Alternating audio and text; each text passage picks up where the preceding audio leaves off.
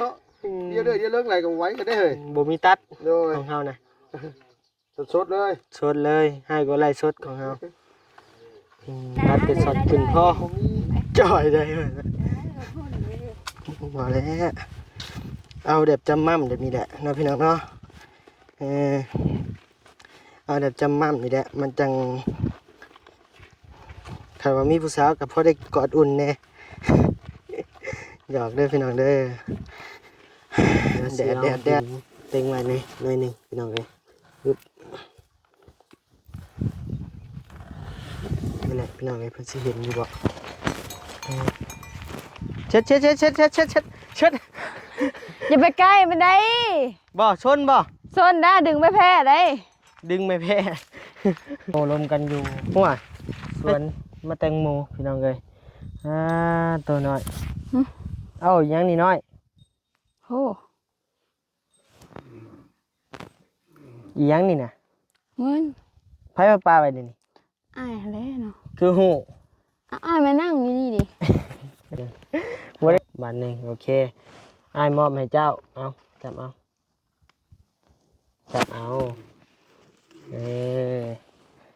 เป็นเงินทางพอลุงเพิ่นอยู่ฝั่งไทยเด้อ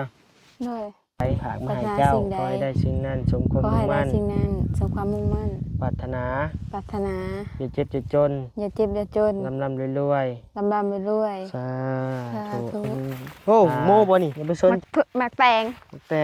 โอ้ตายแล้วตัวนี้ป้าอืม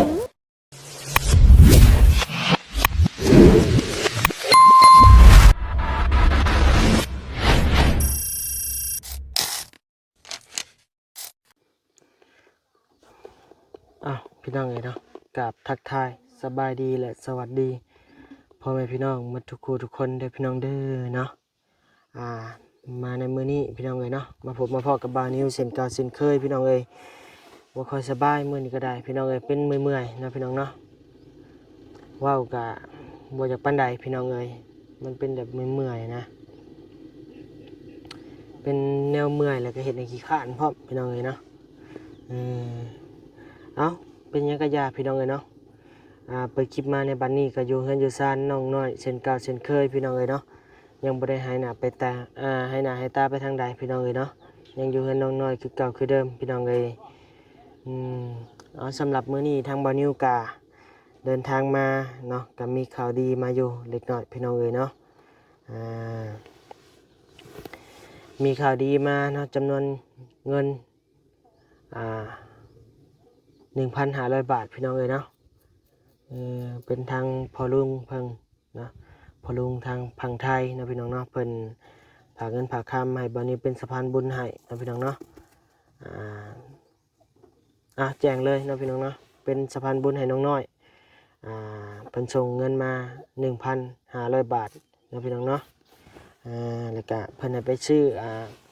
เพิ่นอยากให้บ่าวนิวแนะนำน้องน้อยนะพี่น้องเนาะให้ไปซื้อกล้วยบ่นั่นนี่เนื้อปลูกของพังนะพี่น้องเนาะที่ว่ามันกินได้ระยะยาวนะบานิวก็อันเพิ่นบอกให้ซื้อกงม่วงมานำแน่บานิวก็เลยไปซื้อกงม่วงมานำแน่เนาะพี่น้องเนาะแล้วก็ซื้อของกินมาต้อนเพิ่นนำแน่ยังเหลือเป็นเงินกีบก็ยังเหลืออยู่800,000ปลายบ่พี่น้อง800,000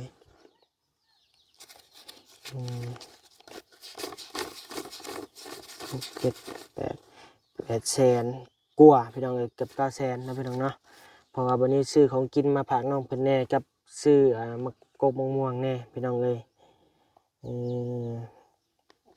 ดี๋ยวเงินจำนวนนี้วันนี้ก็สิเอาไปมอบให้น้องเพิ่น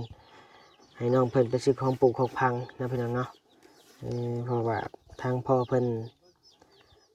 ประสงค์ในนี้พี่น้องเนาะให้น้องเพิ่นไปพอมีอาชีพในนี้พอได้กินพี่น้องโอเคได้แหละเนาะพี่น้องเนาะ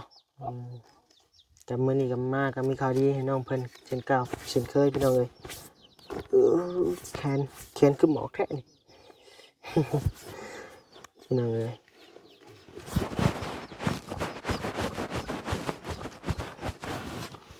หน้าทางบันนิวกับขอมขอบใจทาง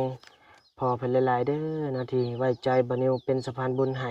ในครั้งนี้เนาะก็ขอขอบคุณขอบใจพอหลายๆโดยขอให้พอเครื่องเหลื่อมๆบ่ขอให้พออยู่ดีมีแฮงความเจ็บบ่ได้ความไข้บ่มีปรารถนาสิ่งใดขอให้ได้สิ่งนั้นสมความมุ่งมั่นปรารถนาอย่าเจ็บอย่าจนร่ำรวยๆเด้อพอเด้อเนาะพร้อมด้วยครอบครัวอยู่ดีมีแฮงพี่น้องเอ้ยสาธุหมดโอ้หมดหัวดำไปพี่น้องเอ้ยเข้าไปหาน้องเพิ่นก่อนเห็นยังลุงสบายดี โอ้ยสบายดี เอ่อก ำลังว่าสิเฮ็ดเนี่ยกิน โอ้เห็นให้กินให้ลูกให้หลานบ่ ให้น้องให้นุ่งนี่แหละ เอาลุงเด้ต้องเป็นหลาน โอ้เนาะแม่เลยเนาะ อืม ลูกหลานก็ลูกหลาน กำลังใส่อัน คู่ ขี้ เขียดกินอยู่ว่านุ่งเขียดนี่ กินวัดอ่ะนะ กินมันเนาะ เจ้าซื้อบ่ลุง เท่าใดนี่ฮะ มาบุญบรรปลาเพิ่นชื่อให้ อืม เอ่อ เท่าใดนี่ฮะ 30น้อยบ่ กันน้อยบ่น้อยแหละ ก็ธรรมดาเนาะ ธรรมดา ของอยู่ป่าเนาะมันหายากเนาะ แม่น ว่าสิออมเขียดเด้ สิออมกินบ่นี่ โดย อืม บ่ได้ปิ้งเนี่ยบ่ได้ปิ้ง คักแล้วสินะ อ้อมเอา พอดีแล้วบ่ยาวก็เอาเครื่องแกงมาอยู่บ่นะแม่นบ่ มาออกมาบ่มีก็บ่เป็นหยังอันมันเห็นหน้าน้องมีแนวคามีหัวคาอยู่เด้ โอ้ ในสวนฮะ โดย น้อยสิให้น้องเพิ่นอ่าไปขุดมา โดย ออมเขียดใส่ผักหงแฮดพี่น้องเอ้ย เคยกินจักเทื่อ ฮะ ซื้อก็ยังบ่ได้ยินพัก หงแฮดเจ้าฮู้จักบ่ บ่ อันนี้ล่ะหั่นน่ะ ให้บ่ปงอยู่เดินน่ะบ่ นี่ผมมีอยู่น่ะ โอ้โดย มันต้องคนเคยกินนะมันต้องรุ่นลุงนะพี่น้องเอ้ยว่าง่ายจังกินเป็น โดย ถ้ารุ่นสำน้องนิ้วนี่ยังบ่ฮู้จักหรอก บ่ฮู้จักชื่อซับ มันรุ่นแบบคนรุ่นแบบ40อัพนะว่าง่าย โดยหายกันเลย โอ้ยเนาะมาสร้างเป็นแต่อันนี้บ่โชว์นี่กันแซวอยู่จะถือยาซาเด้อพี่น้องเด้ออันนี้เด้อ หมู่ต่อหมู่เพิ่น หมู่พวกกันนี่แหละบางเทื่อก็สิให้ไล่ตัดทิศนึงได้ผู้หนึงทายอยู่ผู้หนึงเว้ากันอยู่วงนึงสิเนาะกำลังนะพี่น้องเอ้ยบางเทื่อก็ให้ว่าเป็นกันเองก็แล้วกันนะ โดย แล้วนี้เนาะ สบายเรียว สบายเลี้ยวอย่าเลี้ยวเรื่อยนะเนาะเลี้ยวเรื่อยเลิกอะไรก็ไว้ก็ได้เลย ๆบ่มีตัด โดย ของเฮานะ สดเลย สดเลยให้ก็ไล่สดของเฮาตัดแต่สดขึ้นพอ บ่มีอันว่านี่ดอกพี่ดอกเนาะคือที่คือน้องหักแพงกันบางเทื่อเว้าแฮงในคอยเนี่ยกับปกติ โดย มันสิแบบว่าสิมาถือมาซ่ากันก็บ่ได้ดอกบางเทื่อมันแบบ มันเป็นแบบสมัยเก่าแล้ว มันคือหมู่พวกกันอยู่กันมาแต่ไหนมาเลย โดย เว้าเนี่ยบางเทื่อก็ลุงเว้าที่แบบมันปกติเนี่ยเว้าง่ายซะตอนหลังกล้องเขาก็คุยกันแบบนี้อยู่แล้วนะพี่น้องเอ้ย โดย มันก็บ่ได้แปลกอิหยังดอกแต่ว่าพี่น้องเพิ่นได้ยินที่ว่าเว้าบ่ม่วนจังซี่มันก็แม่นอยู่ดอกที่ว่าเพิ่นบ่เคยได้ยินก็ว่าบ่ม่วนเนาะน้องอยู่เนาะ โดย แต่ว่าเฮาแบบคุยกันแบบนี้ก็มันเป็นเรื่องธรรมดาปกติพี่น้องเอ้ย โดย แล้ว อันยังสิลุงบ่มีหยังเนาะ ยังบ่มีหยังยังบ่ทันได้แต่ง เอาพี่น้องเอ้ยรอเบิ่งอยู่ที่ช่องลุงเพิ่นเด้อเนาะพี่น้องเนาะเพิ่นเฮ็ดกิน เลย เมนูเด็ดพี่น้องเอ้ยถือว่าเป็นเมนูแรกได้ที่ว่ามาเฮ็ดอยู่เฮือนน้องเพิ่นนี่ โดยเมนูแรก โดย ที่เฮ็ดหยังได้อยู่ตรงไห้ตรงหน้ามีแต่เก่งอ้อมเขียดแน่ชูกิน โดย กับอีกอย่างมันน้องเพิ่นมาขายเมื่อกี้นี่ ต้นเพิ่นเนาะ มาขายว่าถึงมาบ่ซื้อก็คือว่าโพดแล้วก็วนไปวนมาอยู่ เบิ่นแล้วก็อยากเข้าแน่บ่อยากเข้าแน่ติ เนี่ย ย่านแน่ วนซ้ายวนขวาอยู่แล้วก็ได้ เออ เป็นยังไงน่ะ จริงไงล่ะ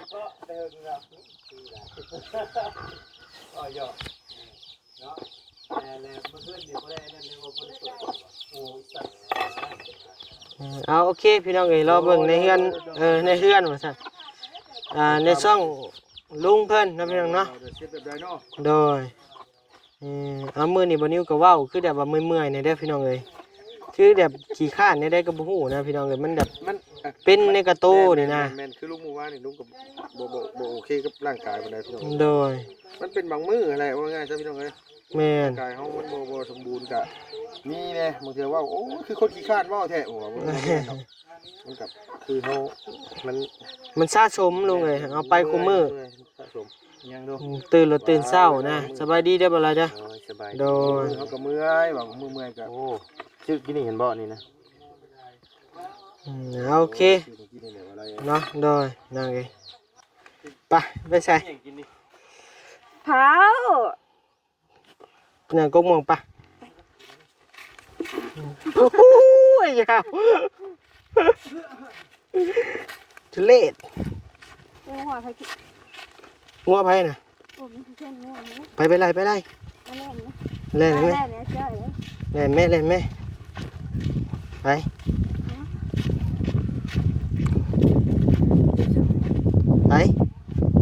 เล่นนี่ไหม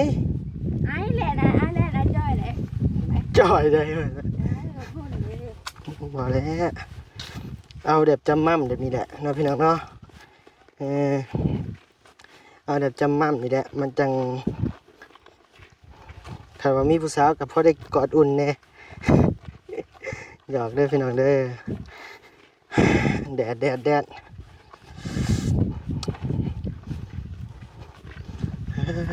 โธ่พี่น้องเด้อเบิ่งย่างลงมาสวนเพิ่นนี่หลายมื้อเลยได้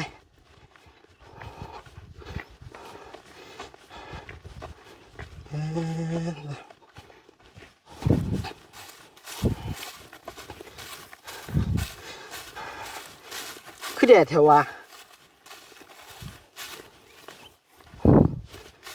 โอ้ใหญ่เลยนี่น้อยนี่แดดมันร้อนโพดไผไหม้ล่ะ ตาย ใส่งัวจะตัวใด เขาก็สายตัว นี่อันนั้นได้ซะ อะไรก็ไม่รู้เจ้าแต่ละ ไหลไหมทำไมเป็นไรไหม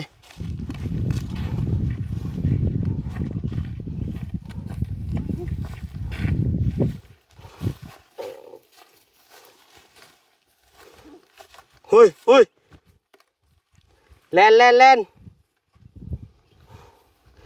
แลนเตี้ยแลน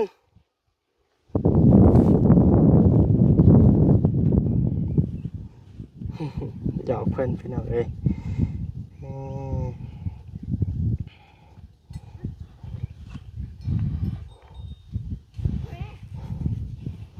เฮ้ย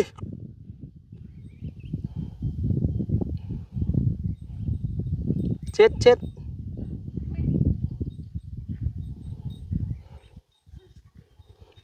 ฮ้อนเด้อพี่น้องเด้อมื้อนี้เด้อ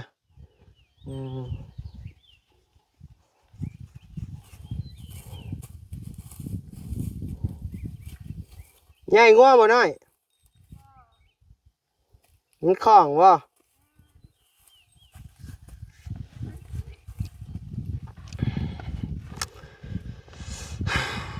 ตัวแนมหนาวันนี้พี่น้องเอ้ย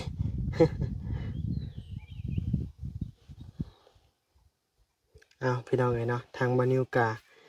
สะพายเงินเพิ่นอยู่นี่แหละพี่น้องเอ้ยเนาะเดี๋ยวสิเอาหินเต็งไว้หน่อยหนึงพี่น้องเอ้ยปึ๊บนี่แหละพี่น้องเอ้ยเพิ่นสิเห็นอยู่บ่เดี๋ยวรอเพิ่นมาแต่ไรงัวก่อนพี่น้องเอ้ยต่อ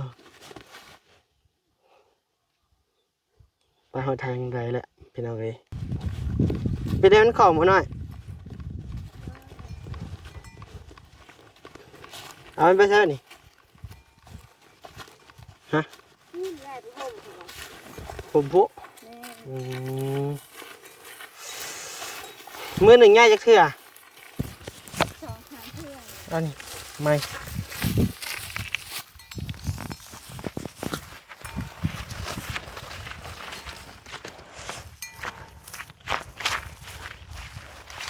ใหญ่ดิพี่น้องเลย ข้าวคั่วกินมัดกับหมู่บ้าน มอนน่ะจอยอยู่มอนน่ะอะไรอยากสนกันได้เฮ้ยทึกซับ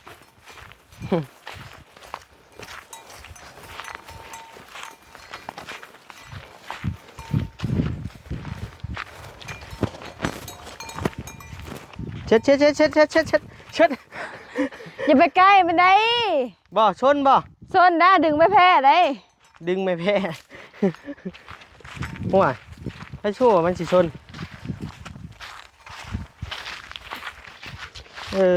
สั่งเป็นพี่น้องเอ้ยต่อเช็ดผูกเสื้อกับห่มบาดนี่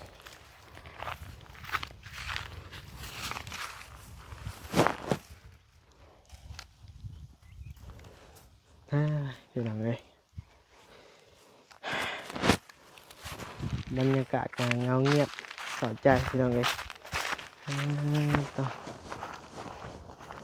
เราไปนั่งพูดแหละห่มไม้ไปพูดแหละปะบ่อยู่ใกล้มันดอกกันนะอย่ามันซนง่ายหมดแหละ แม่บอกเลย งัวมี3 โตวบอกงัวนะ อืม เด้นี่เอาไปเห็ดอันหัวนั้นพักจะนี่ไปตัดมาซะ ฮะ ไปตัดมานี่ เก็บเอา นี่เด้เอาไปเห็ดอันเฮาแล้วหัวนั้นพักเจ้า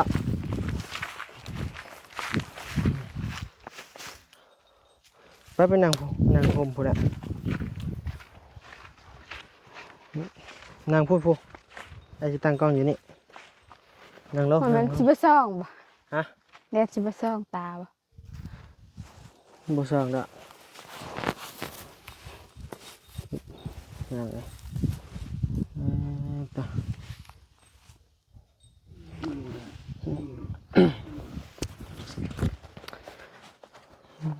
ปึ๊บมันนั่งโอ้ลมกันอยู่สวนมะแตงโมพี่น้องเลยตัวน้อยเอ้ายังนี่น้อย โอ้ อีหยังนี่นะ เงิน ไผมาปลาไปนี่ อ้ายแล้วเนาะ คือหู อ้ายมานั่งอยู่นี่ดิ บ่ได้ตื่นเต้นหยังจักดีอันนี้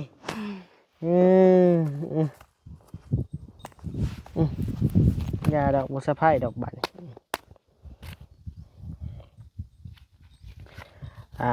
เงินเนาะพี่น้องเนาะเงินจำนวน800,000 กว่าเนาะพี่น้องเนาะกะมอบให้เจ้าเลยเว้าบ่เว้ายาวแนมกล้องบาทหนึงแคปบาทหนึงโอเคอ้ายมอบให้เจ้าเอาจับเอา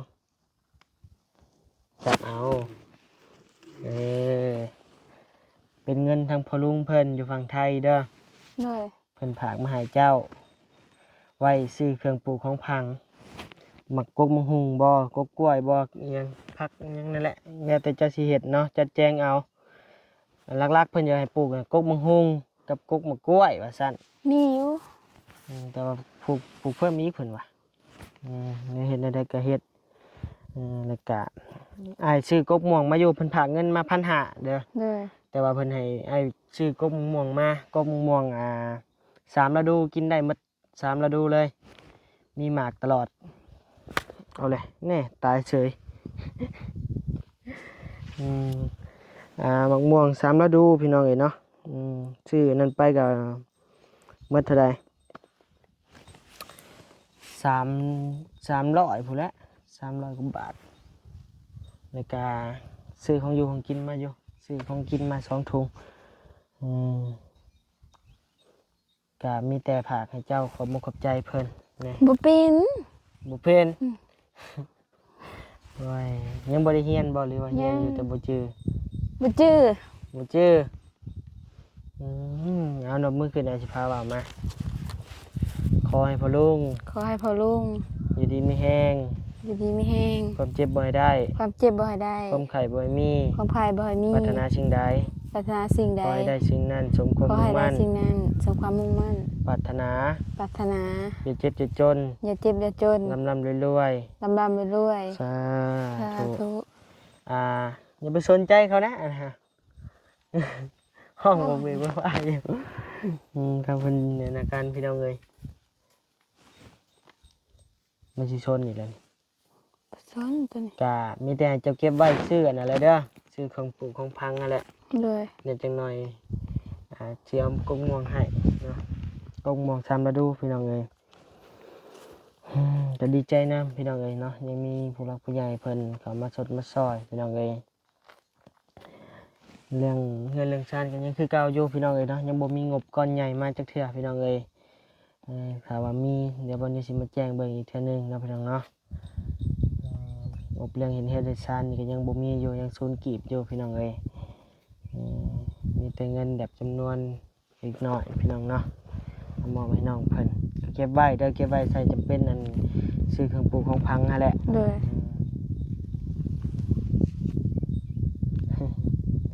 หัวแนมหนาพี่น้องเลย พี่สีชนนี่แหละเป็นได้กินข้าวแล้วมึง กินแล้ว ได้ยังกิน ตำมะฮุ่ง ตำบักหุ่ง นี่ ไปตาม แม่ นั่นแหละเราเห็นแต่หมักกินบักหุ่งไผก็หมักมาหมักตำบักหุ่งแล้วเพิ่นจะบอกให้ปลูกกกบักหุ่ง โดย ปลูกหลายๆกกเลยเด้อกกบักหุ่งเด้อเพราะว่า ใช่ เบี้ยมันก็บ่ได้แพงปานใดเบี้ยมันนะได้จากต้นเลยหมดนี่สมุดปลูกบักหุ่ง รู้สิเบิดแล้วแถวนี้ปลูกก็ไม่ซื้อต้นแต่ต้นมะฮุ่ง บ่ฮู้แหละแนมพกกับบ่ฮอดแสนบ่ก็บ่ฮู้ แม่นซื้อเบิดนี่นี่โยไปเต็มบ่ได้ เต็ม ให้ เลย นะ ให้หน้าหนึง โดย แบ่งซื้อนะแบ่งซื้อแหละเนาะ โดย มาปลูกจัก10กกบ่หากก10กกแล้วก็กกกล้วยก็ปลูกเป็นแถวเป็นทันปลูกงามๆแล้วแต่นะมอบให้แหละบริบัติเอาทางบ้านนิวกับเขาก็ขอบใจพอลุงเพิ่นหลายๆเนาะที่ว่าไว้วางใจบ้านนิวมาเป็นสะพานบุญให้ในครั้งนี้เนาะพี่น้องเนาะเป็นครั้งแรกเพิ่นก็ได้ป้าขึ้นพุ่นแหละไปเอาของอยู่ของกินปะ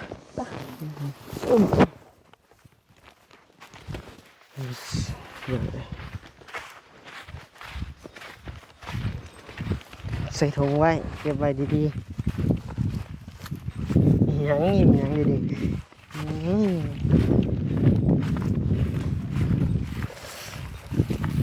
นี่อ่ะ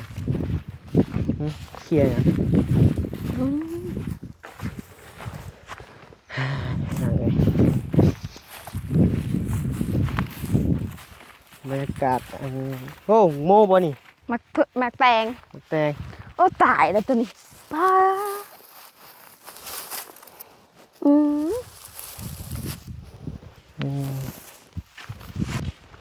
ไป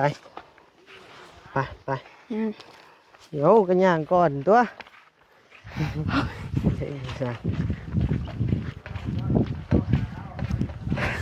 ไปเบิ่งดูด้านเห็ดยังตำปุกอยู่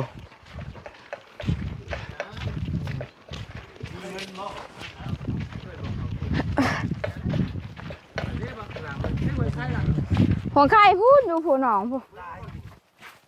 อีหยัง ก็บ่ลงไปเอาเถียงไม่เท่าผู้ ว่าอยู่ห้องโบกเวกโวยวายหยังว่าซั่นเอิ้นบอกให้เอาหัวจิงไข่ โดย โอ้ย ไปเด้อแม่ มีอยู่ในขนม ขนมมีบ่ แต่มันทำโบราณ มันน้อย เอาน้อยเดียวก็พอโดยเราข้าวมาน้ำมันยาเด้อ ได้ไข่ ได้ไหมแบบไหม โดย ไปเอาไป